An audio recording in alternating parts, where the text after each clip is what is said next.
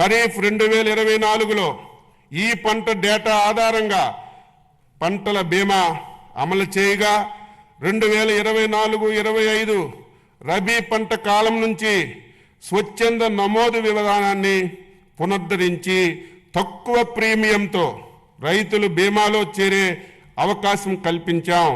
ఖరీఫ్ 2024లో 22 పంటలు, రబీ 24-25లో 15 పంటలు నోటిఫై చేయబడ్డాయి. 2024-25లో రబీ నుంచి మామిడి పంటను వాతావరణ ఆధార పంటగా చేర్చాం. ఈ పథకం అమలు కోసం 2025-26 సంవత్సరంలో 1023 కోట్లు బడ్జెట్లో ప్రతిపాదిస్తున్నాం. 2024 ఆగస్టు సెప్టెంబర్ నెలలో సంభవించినటువంటి భారీ వర్షాలు, వరదల వల్ల జరిగిన వ్యవసాయ పంట నష్టాలను ఈ పంట వెబ్ పోర్టల్ ద్వారా రియల్ టైం డేటా ఆధారంగా అంచనా వేయడం జరిగింది.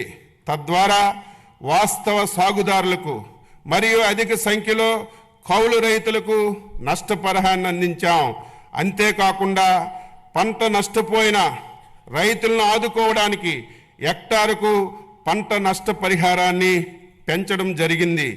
ఈ మేరకు పెంచిన సాయంతో 1,85,000 మంది రైతులకు 20 రోజుల్లోనే 284.56 కోట్లు ఇన్పుట్ సబ్సిడీని నేరుగా రైతుల ఖాతాల్లో బదిలీ చేశాం. రైతు సంక్షేమానికి, రాష్ట్ర ఆర్థిక ప్రగతికి కీలకంగా నిలుస్తున్నటువంటి వ్యవసాయ శాఖకు 2025-26 సంవత్సరం వార్షిక బడ్జెట్లో మొత్తం 12,401.58 కోట్లు ప్రతిపాదిస్తున్నాం.